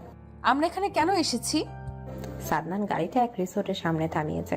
এটা থেকে প্রিয়তা অবাক হয়ে প্রশ্ন করে, কাল তো পরীক্ষা নেই, আমরা যেখানে থাকবো কাল সকালে বাড়ি ফিরবো সোনা। মুচকি হেসে বলে সাদনান। কিন্তু কেন? প্রিয়তা আবারও প্রশ্ন করে। বাসর করব তাই। থাকবো না আমি আপনার সঙ্গে, আমায় বাবার কাছে দিয়ে আসুন, নয়তো আমি একাই চলে যাব। প্লিজ প্রিয়তা, অবুঝের মতো ব্যবহার করবেন না, আমি আপনাকে বলেছি। আমি আপনার কাছে একবারও কিছু জানতে চাইনি, আর আপনাকে আমায় দিয়ে আসতে হবে না, আমি একাই যেতে পারবো। সাদনানের সবটা কথা না শুনে বলে ওঠে প্রিয়তা। তবে সাদনান দমল না, আবারও কিছু বলতে চায়, প্লিজ আমার কথা। কিন্তু প্রিয়তা শোনে না। তার আগে কক্ষ হতে বেরিয়ে গেল। সাদনান আটকাতে চেয়েও যেন ব্যর্থ হলো। কি বলবে, কি করবে, কিছু যেন মস্তিষ্কে আসছে না। পরক্ষণে ভেবে এখন যদি প্রিয়তা একবার মির্জা বাড়ির চৌখাট পেরিয়ে যায়, তবে হয়তো পরবর্তীতে ফিরিয়ে আনতে অনেক কাঠখড় পোহাতে হবে। তাছাড়া 2 দিন বাদে তার বোনের বিয়ে। এখন কিছুতেই প্রিয়তাকে রাগ করে চলে যেতে দেওয়া যাবে না। আর প্রথম থেকে ভুলগুলো তো সে নিজেই করে আসছে, সবটা দোষ তো তার নিজেরই। আগের ভুলগুলো ক্ষমা পেতে হলে এখন বউকে যেতে দেওয়ার মতো এত বড় ভুল কিছুতেই করা যাবে না। কথাগুলো ভাবতে ভাবতে সাদনান সিঁড়ি ওঠার কাছ থেকে প্রিয়তাকে এক ঝটকায় পাজা খুলে তুলে নিয়ে নিজের কক্ষের দিকে হাঁটা ধরে। প্রিয়তার ব্যাপারটা বুঝতে সেকেন্ডের মতো সময় লাগে। যখন বুঝতে পারলো ততক্ষণে সাদনান মেয়েটাকে রুমে এনে বিছানায় ছুঁড়ে ফেলে।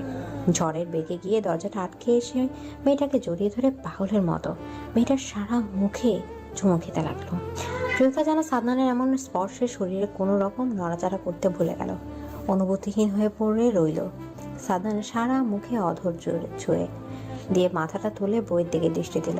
মেয়েটা এখনো চোখ বন্ধ। সাদনান বেশি কিছু না ভেবে নিজের অধৈর্যটা দিয়ে মেয়েটার অধর চেপে ধরে। লম্বা একটা চুম্বন আবদ্ধ হয় মেয়েটার পাতলা ওষ্ঠে। প্রিয়তার যেন শ্বাস আটকে আসার জোগাড়। সাদনান অনেক সময় নিয়ে গাঢ় একটা চুম্বনের পর মেয়েটাকে ছেড়ে দিয়ে শাড়ির আঁচল হাতে রাখে। তৎক্ষণাৎ প্রিয়তা সাদনানের হাত ধরে বাধা দেয়। মেয়েটার চোখ চিকচিক করছে, আর সেই মায়াবী চোখ জোড়ায় যেন বলছে, আপনি আমাকে অনেক কষ্ট দেন। সোনা, আর কখনো এমন করব না প্লিজ, এবারের মতো ক্ষমা করে দিন। আদুরে কণ্ঠে কথাগুলো বলে সাদনান বউয়ের বুকের উপরিভাগের অংশে অধর ছোঁয়। প্রিয়তা সাদনানের কথায় কোনো রকম উত্তর করে না। এলোমেলো দৃষ্টি ফেলে চারদিকে, চোখের পানি আড়াল করে। সাদনান বউকে আবারও আগলে নেয়। প্রিয়তাও আর বাধা দেয় না, চুপটি করে স্বামীর সঙ্গ দেয়। সাদনান যেন আরও উন্মাদ হয়। প্রিয়তার চোখ হতে গাল বেয়ে গড়িয়ে পড়ে চোখের জল। খামচি ধরে সাদনানের পিঠ, নখ ডাবে সাদনানের রোদাম শরীরে। প্লিজ শান্ত হন আপনি, আমি কোথাও যাচ্ছি না। প্রিয়তা জানায়, কিন্তু উন্মাদ সাদনান শোনে না। সরি সোনা, আপনি নিজে আমাকে এমন করতে বাধ্য করলেন। এখন আমি কিছুই করতে পারবো না। কষ্ট হলে এখন আপনাকে সহ্য করতে হবে। প্রিয়তা সাদনানের যুক্তিতে আর কিছু বলে না। তবে সাদনান একটা অনাকাঙ্ক্ষিত শব্দ উচ্চারণ করে, ভালোবাসি বউ। অধরে চুমুকে আলগোছে জানান দেয় বউকে। প্রিয়তারও তখন সাদনানের হাতের এলোমেলো স্পর্শে সুখটা অনুভব না করলেও যেন ভালোবাসার শব্দটা শুনে মুহূর্তের মধ্যে বুকের বাঁ পাশটা সুখ সুখ অনুভব করে। মেয়েটা খুশিতে শক্ত করে জড়িয়ে ধরে পুরুষটাকে। প্রিয়তা পরীক্ষা শেষ হয়েছে, আজ সপ্তাহের বেশি সময় হতে চলে। সেদিন সাদনান রিসোর্টের রাতটা থেকে প্রিয়তাকে নিয়ে এরপর দিন ফিরে যায়। মাঝে কদিন ভালোই চলছিল, কিন্তু বিপত্তি সৃষ্টি হয় তখনই, যেদিন প্রিয়তার পরীক্ষা শেষ হয়। সাদনান সেদিন প্রিয়তাকে নিতে আসবে বলেও আসেনি। প্রিয়তা ভেবেছিল হয়তো কোনো কাজে আটকে গিয়েছে, আর তাছাড়া রাতে তো বাড়ি আসবেই। এসব ভেবে প্রিয়তা মন খারাপ করেনি, বাড়ি চলে গিয়েছিল। কিন্তু সাদনান সেদিন প্রিয়তাকে নিরাশ করে দেয়। সেদিন রাতে বাড়ি আসা তো দূর, একটা কলও দেয়নি। আর যখন 1 সপ্তাহ পরও কোনো রকম উত্তর সাদনানের পক্ষে থেকে আসেনি, তখন মেয়েটার ছোট্ট মনটা অভিমানে ঘিরে ধরেছিল। কিন্তু সাদনান সে অভিমানটা বউকে ধরে রাখতে দেয়নি। বেচারা সাদনানের বাকি দোষ, কাজের জন্য যে এলাকায় গিয়ে ছিল ওখানে নেট সার্ভার বন্ধ ছিল, তাই তখন চাইলেও যোগাযোগ করা সম্ভব হচ্ছিল না। আর কাজটাও ইম্পর্টেন্ট থাকায় ফেলে আসতে পারছিল না। তবে যাওয়ার পর একবার আজম মির্জার সঙ্গে কথা বলেছিল, আর আজম মির্জাই সবাইকে খবরটা দিয়েছিল। আর সেই থেকে প্রিয়তা অভিমান হতে লাগলো। আর 1 সপ্তাহ সেটা রাগে পরিণত হলো। সাদনান আজ সকালে বাড়ি ফিরছে, আর বুঝতে পেরেছিল বউ তার বড্ড অভিমান করেছে। সকাল থেকে প্রিয়তা একবার কক্ষে আসেনি। সারা আর সালেহা বেগমের সঙ্গেই থেকেছে, রান্নার কাজে সাহায্য করেছে। আর যখন রুমে এসেছিল তখন সাদনানের সঙ্গে রাগ করে চলে যেতে চেয়েছিল। তবে সাদনান তার ভালোবাসার কাছে সে সবকে তুচ্ছ করে বউকে ভালোবাসার চাদরে মুড়িয়ে দিল। এর মধ্যে আবার রাহানের বাবা মা আবদার করেছে তাদের ছেলের বউ তারা খুব শীঘ্রই বাড়ি নিয়ে যেতে চায়। মূলত রাহানের পিড়াপিড়িতে ওনার অতিষ্ঠ, তাই তো রেজাল্ট দেওয়ার আগেই নির্লজ্জের মতো আজম মির্জার সাথে কথা বলে বিয়ের দিন তারিখ ঠিক করে রাখে রফিক আহমেদ। মির্জা বাড়ির উৎসবে মেতে আছে। বাড়ির একমাত্র মেয়ের বিয়ে, কোনো রকম ঘুমতে রাখছেন আজম মির্জা। কোনো আত্মীয় স্বজন বাকি রাখেনি, তবে নিজের বলতে বিশেষ কেউ নেই। আর সালেহা বেগম ওনারও কোনো আত্মীয় নেই। উনি ওনার বাবা মার একমাত্র সন্তান। আর আজম মির্জার এক বোন, তিনি দেশে না থাকে না, ছেলেদের সঙ্গে বাইরে থাকে। আর ওনার ছেলেরাও এখন বউ বাচ্চা ব্যবসা নিয়ে ব্যস্ত, তাই তো কেউ আসতে পারবে না। দেখে হাট, ইডিয়েট। মায়েশা আয়নের কথা শুনলে তো ঝড়ের বেগে দৌড়ে বাড়ির ভেতর প্রবেশ করে। প্রিয়তা মায়েশাকে দেখে বলে উঠল, আপু আসতে, পুচকো ব্যথা পাবে। মায়েশা ব্রু কুচকে তাকায় প্রিয়তার দিকে, তারপর সারার দিকে তাকিয়ে বলে, দেখলি কতদিন পর দেখা, কোথায় জড়িয়ে ধরবে, তা না করে এখনো পৃথিবীতে আসতে আরো 7 মাস বাকি, তাকে নিয়ে সবাই চিন্তা করছে। বলে নেকা কান্না করতে লাগলো। সারা মিটমিট করে হাসে, কিছু বলে না। প্রিয়তা সারার পাশ হতে সোফা ছেড়ে উঠে এসে মাইশাকে জড়িয়ে ধরে, তারপর ভালো মন্দ জিজ্ঞেস করে। ততক্ষণে আয়নও এসেছে আর বাড়ির বড়দের সাথে কথা বলছে। মাইশা সবার সাথে কথা বলতে ব্যস্ত হয়ে পড়ে। মাইশা আর আয়নের অস্তিত্ব আসতে চলেছে, 3 মাস চলে। এবারও মাইশা আসতে চাইছিল না, কিন্তু সারার আর প্রিয়তার আবদারটা ফেলতে পারেনি। আয়নরা সবাই চলে এসেছে। আজ সন্ধ্যায় গায়ে হলুদ। মূলত তখন সবাই সারার হলুদ নিয়ে গবেষণা করছিল, আর তখনই মাইশাদের আগমন ঘটে। মাইশার বাবা মা, শফিক, সওদাগর সবাই 2 দিন আগেই চলে এসেছে মির্জা বাড়ি। হলুদের অনুষ্ঠান বাগানে করা হয়েছে। সাদনানদের বাড়িটা যেমন দেখতে, বাগানটাও এর চাইতে বেশি সুন্দর। বিয়েও এখানেই হবে। আজম বেশ কড়াকড়িভাবে গার্ড রেখেছে, এত মানুষের হই হুল্লোড়ে যেন না হয় সেজন্য বেশ মার্জিতভাবে গোছগাছ করছে। আর একমাত্র মেয়ের বিয়ে, সঙ্গে তিনি এমবি। এলাকায় একটা নাম ডাকের ব্যাপার আছে।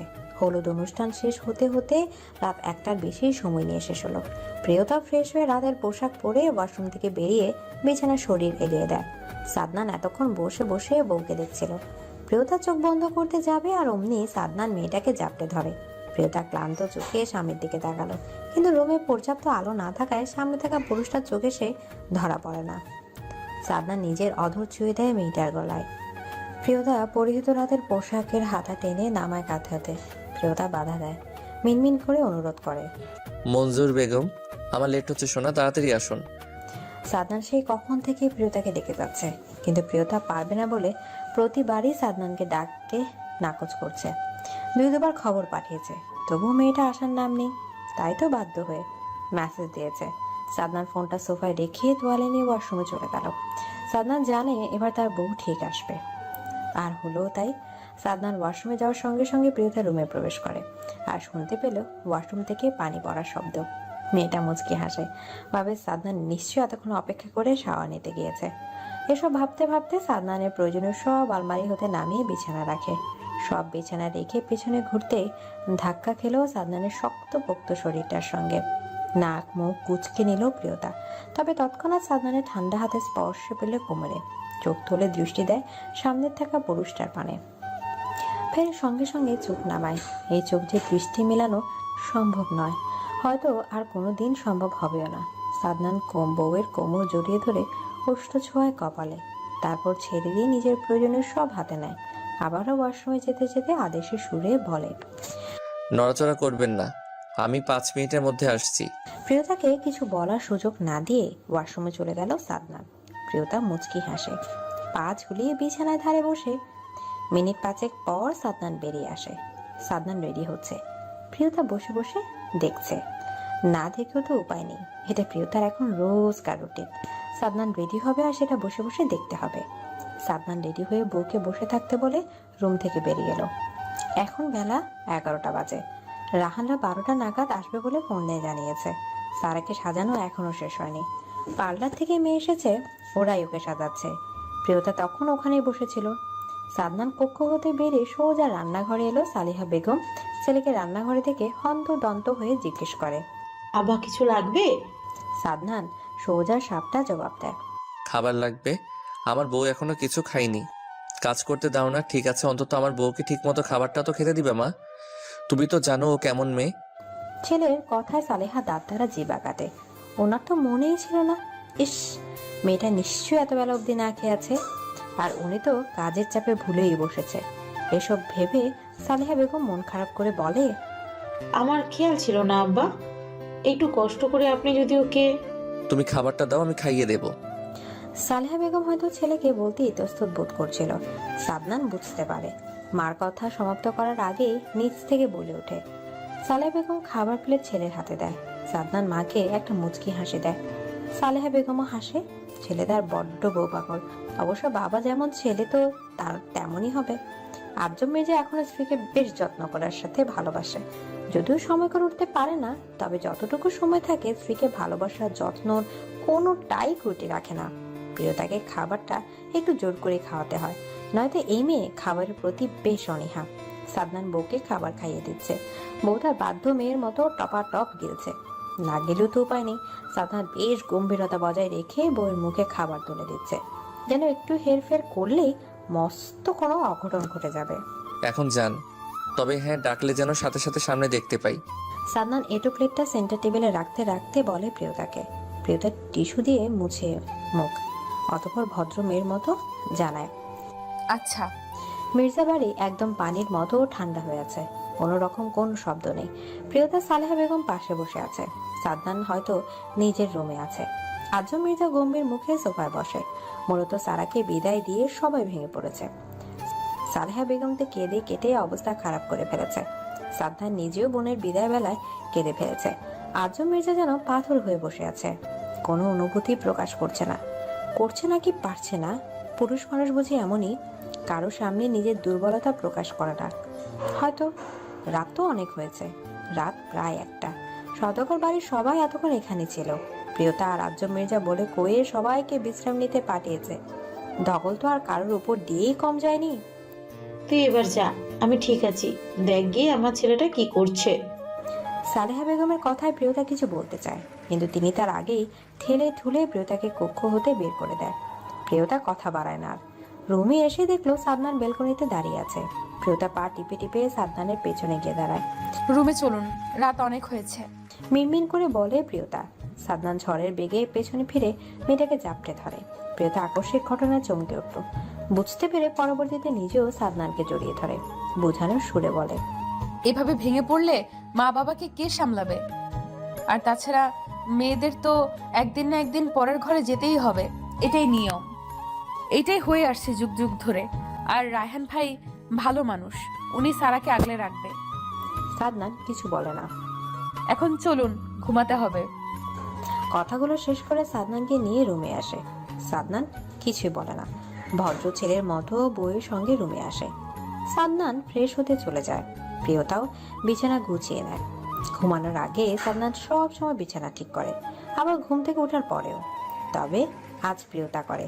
সাদনান ফ্রেশ হয়ে বেরিয়ে আসার পর প্রিয়তাও ফ্রেশ হয়ে রাতের পোশাক পরে বেরিয়ে এসে দেখলো সাদনান চোখের উপর হাত রেখে শুয়ে আছে।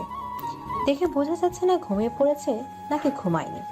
প্রিয়তা ড্রেসিং টেবিলের সামনে বসে, অতঃপর চুলগুলো চিরুনি দিয়ে যেই না বেরুনি করতে ভাগ করবে, তখনই ঠান্ডা হাতে স্পর্শ করলে চুলের ভাঁজে। প্রিয়তা তৎক্ষণাৎ মাথা তুলে সামনে আয়নার দিকে চেয়ে দেখে সাদনান। ততক্ষণে সাদনান বউয়ের লম্বা চুলগুলো বেরুনি করতে শুরু করেছে। প্রিয়তা কিছু বলে না, প্রশান্তির হাসি হাসে। এটা সাদনান প্রায় করে।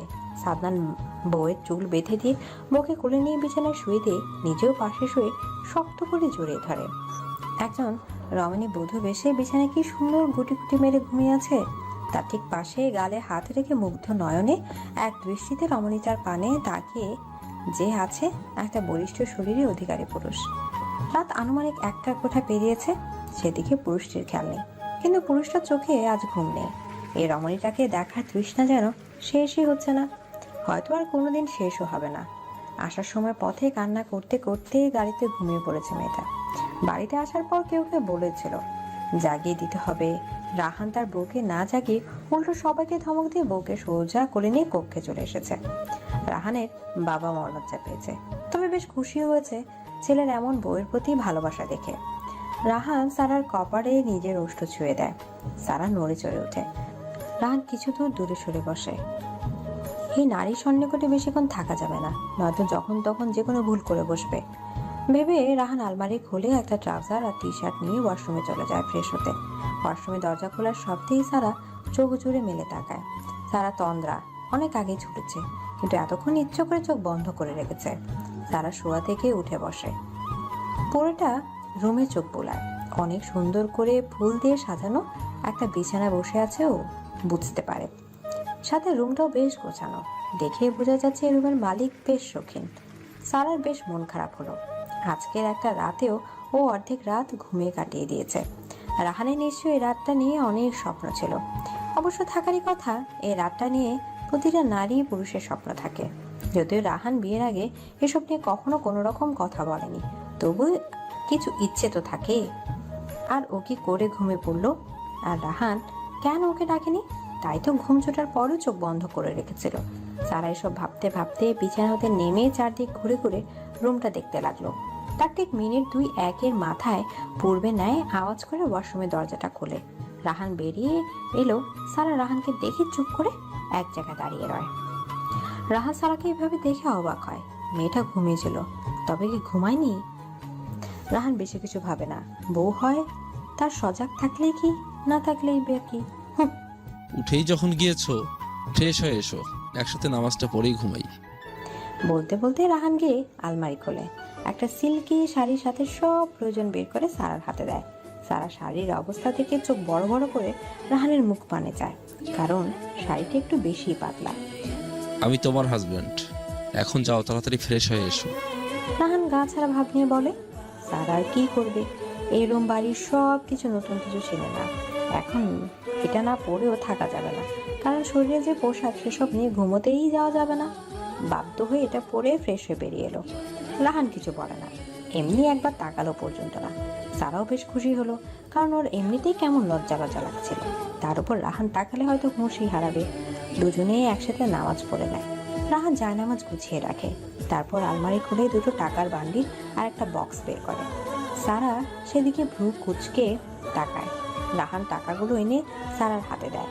সারা না চাইতে টাকাগুলো ধরে আর জিজ্ঞাসার দৃষ্টিতে তাকায় রাহানের দিকে। রাহান সেসব উপেক্ষা করে বক্সের ভেতর হতে একটা গোল্ডের চেইন বের করে সারাকে পরিয়ে দিতে দিতে বলে, এখানে 1.5 লাখ আছে। কাবিনের টাকা যদিও আরো বেশি, তবে আমার নিজের রোজগারের এইটুকুই এখন আছে। এখন তুমি এটা রেখে দাও। আর চেইনটা বাসরাতের উপহার আমার কাছ থেকে। তবে আমি আমার যথাসাধ্য চেষ্টা করব তোমাকে আমার রাজ্যের রানী করে রাখার। কথাগুলো বলে রাহান সারার কাঁধে আলতো করে ঠোঁট ছোঁয়ায়। এতটা গভীর স্পর্শ রাহান এই প্রথম করলো। এর আগে চুমু খেয়েছে, তবে এতটা গভীরতা নিয়ে স্পর্শ কখনো করেনি। সারা শিউরে ওঠে, শরীরের সব ঘুমন্ত লম্বা লম্বা পশমগুলো জেগে ওঠে। চোখ বন্ধ করে মিনমিন করে বলে, আপনি আমার সব, এইসব টাকা আমার লাগবে না, এটা আপনি রেখে দিন। আর তাছাড়া আপনার সব তো আমার আলাদা করে কিচ্ছু চাই না। বলতে বলতে টাকাগুলো পাশের টেবিলে রাখে। তবে রাহান টাকার দিকে কোনো নজর নেই। সে এক নেশালো দৃষ্টিতে সারার দিকে তাকিয়ে। সারা কথা শেষ করে পেছনে ফিরে রাহানকে জড়িয়ে ধরে। রাহান সযত্নে বউকে আগলে ধরে। রাহান সারা মাথাটা দুহাত ধরে বুক হতে আলগা করে, আলতো করে চুমু আঁকে মেয়েটার অধরে।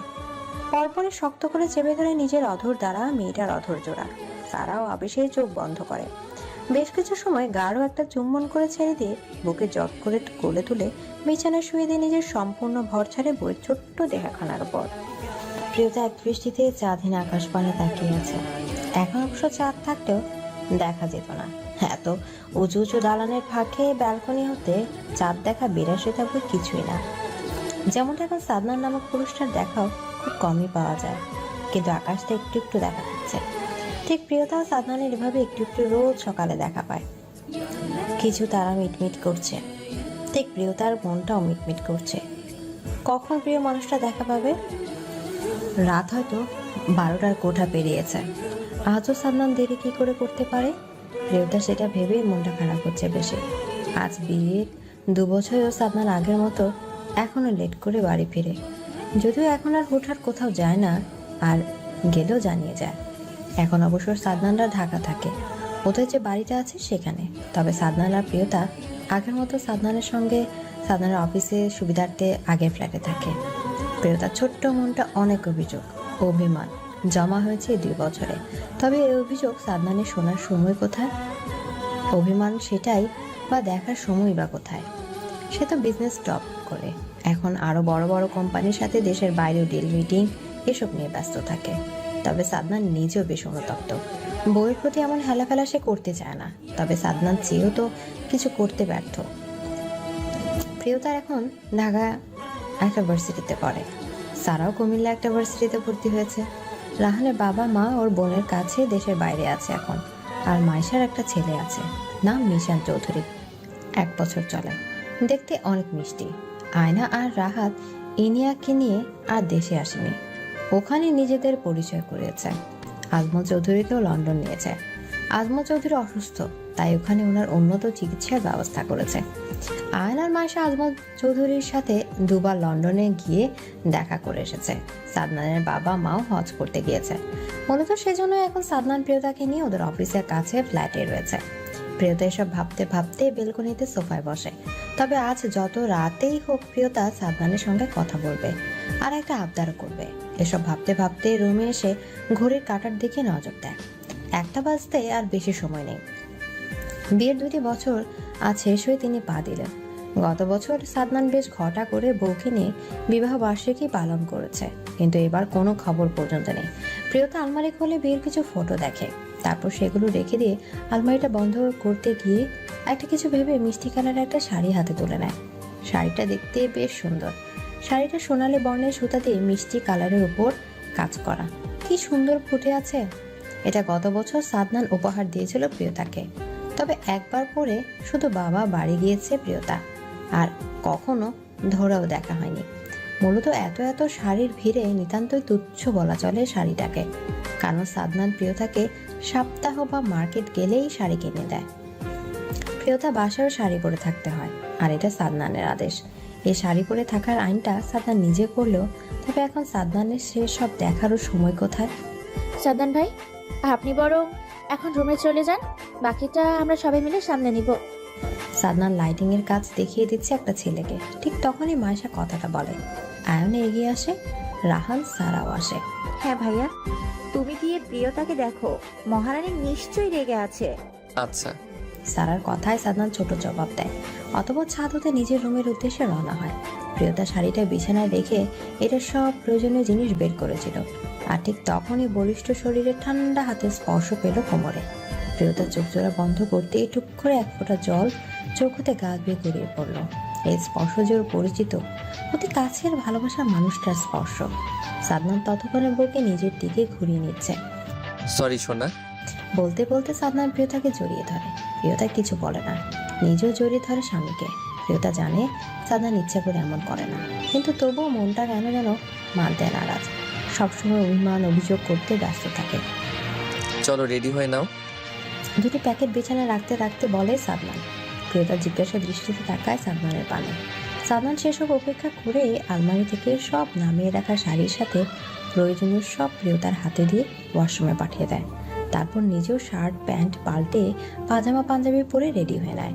সাদনান রেডি হয়ে চুল আছড়ে পিছনে ফিরে দেখলো প্রিয়তার শরীর তোয়ালে জড়িয়ে দৃষ্টি নত রেখে কাচুমাচু করে দাঁড়িয়ে আছে। সাদনান মুচকি হাসে। এখন প্রিয়তা নিজে শাড়ি পরতে পারে, তবে আজ সাদনান আগের মতো করে নিজে পরিয়ে দিবে। কিন্তু আগে চোখ বন্ধ করে পড়াতো, আজ চোখ খোলা রেখে পড়াবে। এসব ভাবতে ভাবতে সাদনান বিছানায় রাখা শপিং ব্যাগটা হাতে নেয়। তারপর সেটার ভিতর থেকে একটা সাদা আর মিষ্টি কালার সংমিশ্রণের শাড়ি বের করে। আপনি বাহিরে। প্রিয়তা আর কিছু মুখ দিয়ে বের করতে পারে না। তার আগে সাদনান প্রিয়তার কোমর জড়িয়ে ধরে নিজের দিকে টেনে নিয়েছে। প্রিয়তার দৃষ্টি আবার নত করে। সাদনান শাড়িটা প্রিয়তার কোমরে গুজে দিতেই প্রিয়তা সাদনানের বাহু খামচে ধরে। সাদনান অধর কামড়ে ধরে কিছু ভাবে, অতঃপর প্রিয়তাকে ছাড়িয়ে সুন্দর করে শাড়িটা পরিয়ে চুলগুলো খোলা রেখে হালকা করে সাজিয়ে দেয়। প্রিয়তা সাদনানের দিকে একবারও আর তাকায়নি। লজ্জায় বেচারা রংধনুর মতো রং ধারণ করেছে। সাদনানও বুঝতে পারে বউ তার লজ্জা পাচ্ছে। সাদনান চোখে হাসে। এই মেয়ে একটু আগে কি অভিমানটা করেছিল, আর রাগও যে কি পরিমাণ জমা আছে আল্লাহ ভালো জানে। কিন্তু এখন সাদনান জানে বউ তার বড্ড সরল, কখনো মুখ দিয়ে ঝগড়া করে না, আর নাই সাদনানের সঙ্গে রাগ করে। বেশি কিছু আবদারও করে না, শুধু কিছু ছোট ছোট চাওয়া আবদার আছে মেয়েটার। সময় দেয়া, রোজ অফিস থেকে ফেরার সময় একটা বেলে ফুলের মালা, সাথে 2-1টা চকলেট বা আইসক্রিম। সাদনান বউয়ের শখ আহ্লাদ পূরণ করে। তবুও কাজের চাপের জন্য আজ বেশ অনেকদিন হয় বউয়ের সাথে সময় করে ব্যালকনিতে বসে 1 কাপ চা বা কফি দুজনেই একই কাপে ভাগ করে খাওয়া। না ফুল না আইসক্রিম, কোনোটাই দিতে পারে না। তবে এখন থেকে দিবে বলে ঠিক করেছে। আর অফিস এখন ভালো পজিশনে আছে, আর তাদের অফিসের সঙ্গে সবাই ডিল করতে আসে। এখন আর তাদের কোথাও যেতে হয় না। সাদনান এই 2 বছরে অনেক পরিশ্রম করে কোম্পানিকে এখানে দাঁড় করিয়েছে। এই জন্য বউয়ের সাথে দূরত্বটা একটু বেশি হয়ে যাচ্ছিল, তবে এখন সব ঠিক করে নেবে। সাদনান হালকা করে প্রিয়তার ঠোঁটে লিপস্টিক লাগায়, অতঃপর সেটা আগের স্থানে রেখে দেয়। ঝুঁকে ঝট করে প্রিয়তা কোলে তুলে নেয়। প্রিয়তা আকস্মিক চমকে ওঠে, কিন্তু সাদনানের গলা জড়িয়ে ধরে ঠিক। কোলে কেন নিচ্ছেন? আর এভাবে কোথায় যাব আমরা? যাওয়ার পর না হয় দেখে নিয়েন, আর কোনো প্রশ্ন থাকলে যেখানে যাচ্ছি সেখানে গেলে উত্তর পেয়ে যাবেন। সাদনান প্রিয়তাকে নিয়ে সিঁড়ি দিয়ে উপরে উঠছে। আরে আপনি এখান দিয়ে কোথায় যাচ্ছেন? লিফট দিয়ে যান, নয়তো আমাকে নামিয়ে দিন। ততক্ষণে সাদনান 5 নাম্বার ফ্লোরে উঠে এসেছে। আর একটা শব্দ মুখ দিয়ে বের করলে 6 তলা থেকে ধাক্কা দিয়ে নিচে ফেলে দেব। দাঁত কটমট করে বলে সাদনান। আপনার কষ্ট হচ্ছে। মলিন মুখ করে বলে প্রিয়তা। আমি একবারও বলেছি? স্বাভাবিকভাবে প্রশ্ন করে সাদনান, কিন্তু প্রিয়তা ফটাফট উত্তর দেয়। না, কিন্তু আর কিছু বলতে পারে না প্রিয়তা, কারণ ওরা ছাদে চলে এসেছে। আর সামনে আয়ান, মাইশা, সারা, রাহান মিশানকে কোলে নিয়ে দাঁড়িয়ে আছে। প্রিয়তা বুঝতে পারছে না অবাক হবে না খুশি, নাকি সাদনান এখন ওকে কোলে নিয়ে দাঁড়িয়ে আছে সে যেন লজ্জা পাবে। তবে সব সাইডে রেখে রাগটাই হলো। ওরা কেউ আজ একটা ফোনও দেয়নি, এমনকি এ বাসায় আসবে এটাও কেউ বলেনি। আর বেচারি প্রিয়তা রুমে বসে বসে কি কষ্টটা নিয়ে পাচ্ছিল। এখন কারোর সঙ্গে কথা বলবে না, কিন্তু প্রিয়তা সব ভুলে গেল মিশানের আদো আদো বলা কণ্ঠে কথার চালে। তুমি কি আমার মতো ছোট খালামুনি?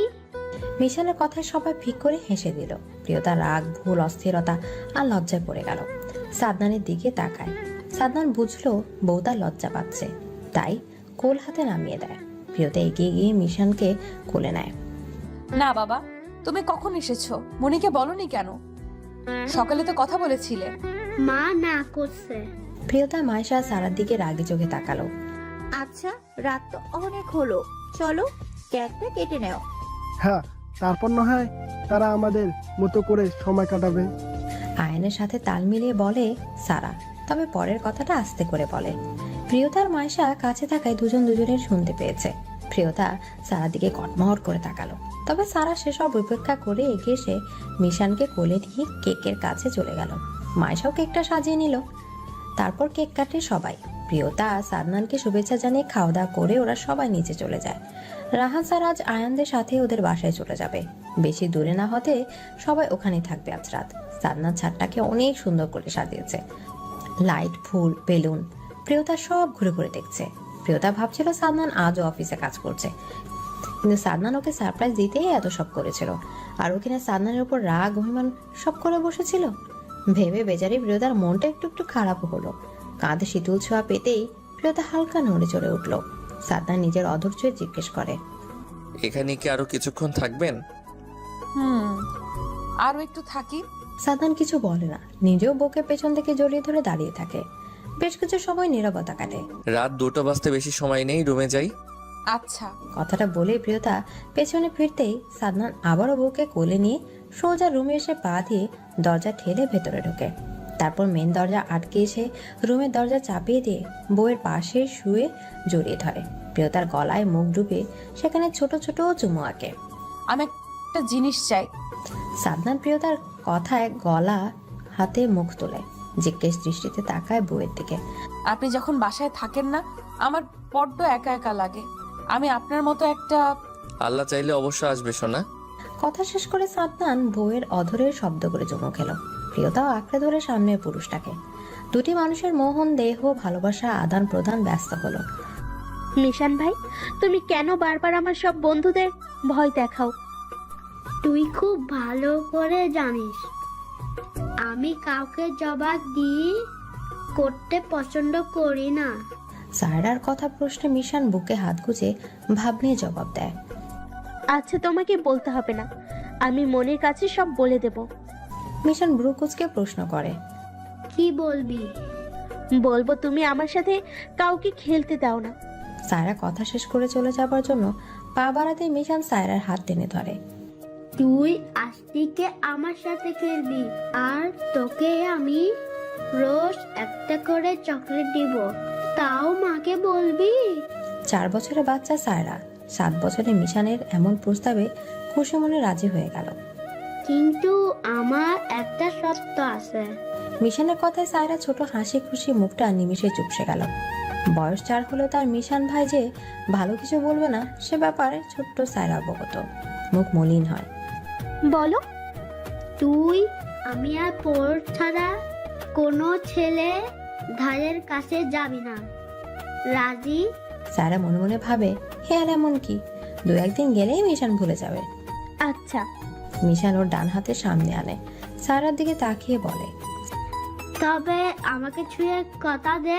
সায়রা ছোট হাতটা মিশানের হাতের উপর রাখে। মিশান খুশি হয়। অতঃপর মিশান নিজে পরিহিত ত্রিকোটার প্যান্টের পকেটে হতে একটা চকলেট বের করে সায়রার হাতে দেয়। সায়রা খুশি হয়ে দোলনার উপর উঠে মিশানের ডান গালে একটা চুমু দিয়ে দৌড়ে বাড়ির ভেতর চলে গেল। মিশান সায়রার কাঁধে থ হয়ে গেল। তারপর সায়রা চুবু খাওয়ার স্থানে হাত দিয়ে কিছু ভেবে মুচকি হাসে।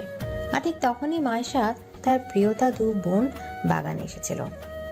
এটা দেখে 2 বোন অনেক খুশি, কারণ মিশন সবসময় গম্ভীর থাকে, কথা কম বলে, চুপ থাকে। কিন্তু সায়রার সাথে হাসি খুশি দেখে খুশি হওয়াটাই স্বাভাবিক। কেটে গেছে এভাবেই 6 বছর। এর মধ্যে অনেক কিছু বদলেছে। মায়েশা, আয়ান এখন প্রিয়তাদের সাথে এক বাড়িতে থাকে।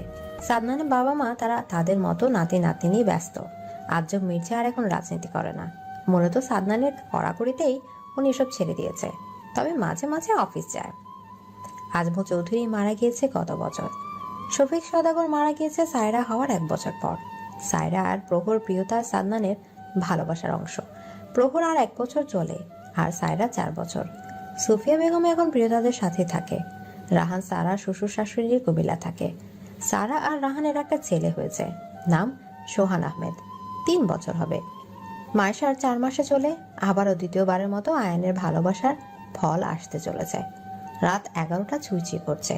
প্রিয়তা কফি নিয়ে এসে দেখলো সাদনান ব্যালকনিতে দোলনায় বসে আছে। একটু একটু দেখতে যাওয়া চাঁদহীন আকাশের পানে যে।